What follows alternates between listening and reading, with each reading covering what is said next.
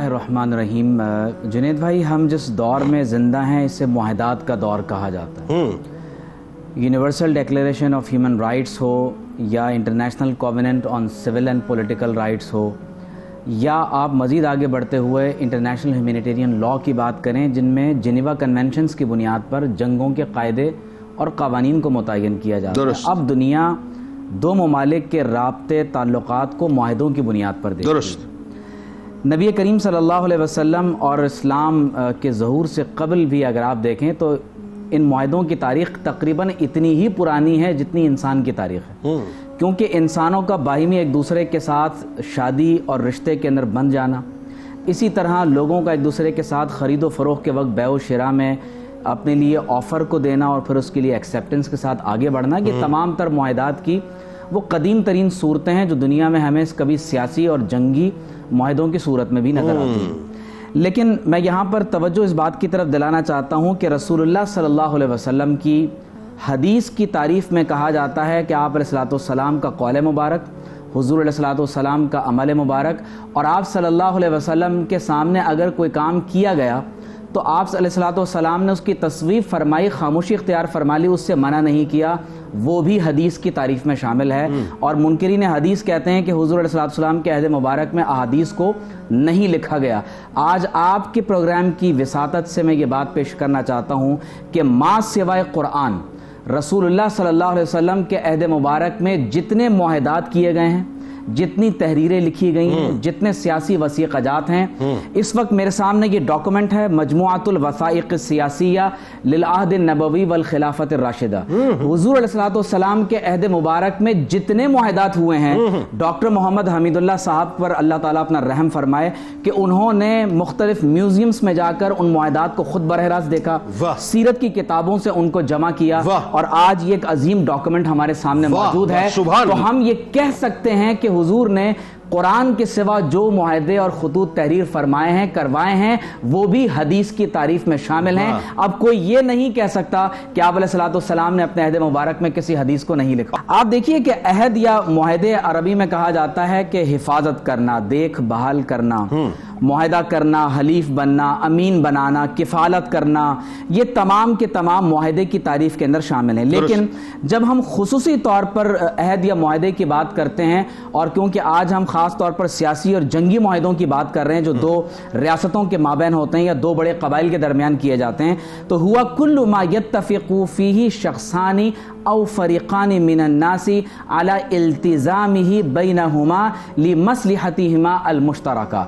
दो या दो से ज़ायद अफराद का या गिरोहों का किसी एक बात पर मुश्तमे हो जाना, मुत्तफ़िक़ हो जाना कि वो अपनी बाहिमी मुश्तरक किसी मसलहत की वजह से किसी बात पर इत्तेफाक कर लेते हैं, तो अरबी में या इस्तिलाह शरा में इसको मुआहदा करना कहते हैं। हमारे यहाँ शरीयत में इसको मुआहदा भी कहते हैं। मुवादा, मुहादना, मीसाक, हिल्फ, अक़्द और अहद और अमान, ये तमाम तर के तमाम जो अल्फाज हैं वो इसी मुआहदे के लिए इस्तेमाल होते हैं। अब आप देखिए कि इस मुआहदे की बुनियादी तौर पर हम दो किस्में करते हैं। एक सुलह मुअक्कद कहलाता है, इसको अरबी में या इस्लामिक लॉ में मुवादा कहा गया, मुसालमा, मुसालहा, मुआहदा, मुहादना। ये मुअय्यना मुद्दत के लिए कोई मुआहदा होता है, जिसमें हम ये देखते हैं जैसे सुलह हुदैबिया की मिसाल है कि वो 10 साल के लिए मुआहदा किया गया। लेकिन एक मुआहदे की किस्म वो है जो सुलह मुअब्बद होती है। आप जैसे अक़्द ज़िम्मा करते हैं, अहले ज़िम्मा के साथ जो इस्लामी रियासत का एक मुआहदा होता है कि उनकी हिफाजत के एवज़ उनसे जिज़िये की सूरत में टैक्स वसूल किया जाएगा, उसे हमारे यहाँ इस्लामी शरा में अक़्द मुअब्बद कहा जाता है, जो हमेशा हमेशा के लिए होता है। कुरान में अल्लाह ने फरमाया वअऊफू बिल अहदी इन्नल अहद काना मसऊला, अपने मुआहदों को पूरा करो कि मुआहदे के बारे में तुमसे सवाल किया जाएगा। बला मन औफा बिअहदिही वत्तक़ा, जिस शख्स ने अपने मुआहदे को पूरा किया और अल्लाह से डरता रहा तो अल्लाह तबारक व तआला मुत्तकीन को पसंद करता है। वल मूफून बिअहदिहिम इज़ा आहदू, फरमाया कि अहले ईमान जब मुआहदा कर लेते हैं تو وہ اپنے معاہدوں کو پورا کرتے ہیں. اور حضور علیہ الصلوۃ والسلام کے بارے میں یعنی آپ اندازہ کیجئے کہ حضور علیہ الصلوۃ والسلام نے ابھی اسلام کی دعوت کا اس طرح آغاز نہیں فرمایا کہ تمام عالم میں اسلام کی دعوت کو پھیلایا ہو, کہ جب ابو سفیان ابھی مسلمان نہیں ہوئے, ہرقل کے ساتھ مکالمہ ہو رہا ہے, تو ہرقل ایک سوال پوچھتا ہے کہ کیا تمہارے نبی نے کبھی معاہدے سے غداری کی ہے؟ تو کہا کہ نہیں, ہمارے اس نبی محمد صلی اللہ علیہ وسلم نے کبھی معاہدے سے غدر نہیں کیا. تو اس پر ہرقل نے کہا کہ وَكَذَلِكَ الرُّسُلُ لَا تَغْدِرُ, اسی طرح انبیاء اور رسول کبھی معاہدے سے خلاف ورزی نہیں کرتے. صرف ایک بات میں یہ ایڈ کر دوں, صرف حلف الفضول کی بات کی جاتی ہے, اس عہد میں ایک حلف المطیبین بھی ہوا ہے کہ آپ علیہ الصلوۃ والسلام کے عہد مبارک میں ان تمام تر لوگوں نے اپنے ہاتھوں کو خوشبو میں ڈال کر خانہ کعبہ پر لگایا, اس کو حلف المطیبین کہتے ہیں. گویا کہ ان معاہدوں کی روح کیا ہے؟ وہ جنگ بندی ہے, وہ امن ہے, وہ محبت اور پیار کی فضا کو قائم کرنا ہے, اور مظلوم کے حقوق کی حفاظت کرنا ہے. مکہ معظمہ سے تقریباً 9 میل کے فاصلے پر ایک کنواں ہے جسے حدیبیہ کہا جاتا ہے.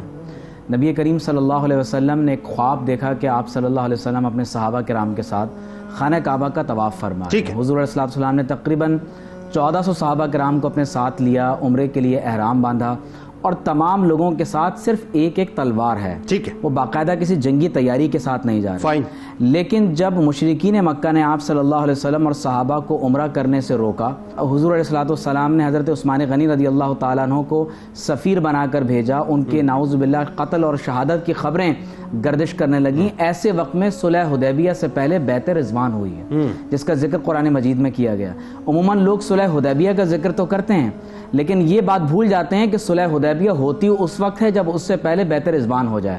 صحابہ کرام نے آپ صلی اللہ علیہ وسلم کے دست مبارک پر اپنی جان اسلام کے لیے قربان کرنے پر بیعت کی ہے.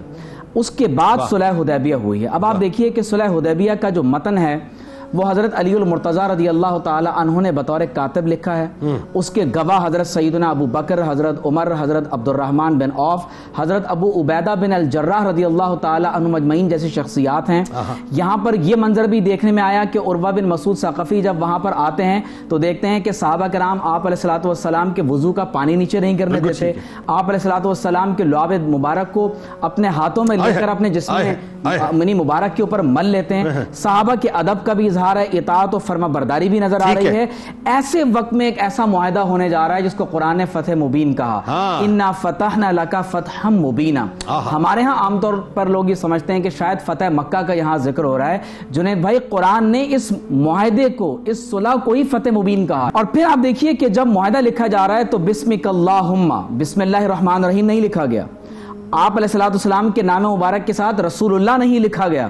ان تمام تر باتوں کے باوجود آپ دیکھیے کہ جب سہیل بن عمر کے ساتھ سفیر مکہ کے ساتھ معاہدہ لکھا جا رہا ہے, اب آپ دیکھیے کہ اس میں شقیں کیا ہیں کہ 10 سال تک جنگ بندی نہیں ہوگی. جو آپ علیہ الصلوۃ والسلام کے ساتھ معاہدے میں شریک ہونا چاہے وہ ادھر شریک ہو سکتا ہے, جو مشرکین مکہ کے ساتھ شریک ہونا چاہے وہاں شریک ہو جائے.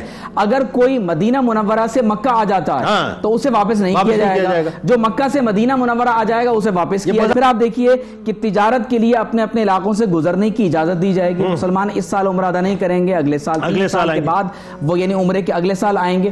تو یہ تمام تر شقیں جو معاہدے کے لیے مقرر کی جا رہے ہیں, یہ فتح مبین کیسے ہے؟ اور اس وقت جب مشرکین نے زور دیا تو آپ علیہ الصلوۃ والسلام نے اگرچہ معاہدے کے مطابق ابھی تک اس کے پابند نہیں تھے, لیکن صرف اس معاہدے کو آگے بڑھانے کے لیے آپ علیہ الصلوۃ والسلام نے حضرت ابو جندل کو واپس کیا. اب جنید بھائی آپ دیکھیے, نمبر 1, خیبر کے یہود اور مشرکین مکہ کے گٹھ جوڑ کو توڑا گیا ہے. آج بھی جب تک آپ اسرائیل کے یہود اور بھارت کے مشرکین کا گٹھ جوڑ نہیں توڑیں گے, آپ کو امت مسلمہ اور پوری دنیا میں امن و امان نظر نہیں آئے گا. یہ صلح حدیبیہ کا سب سے زیادہ بڑا نچوڑ ہے.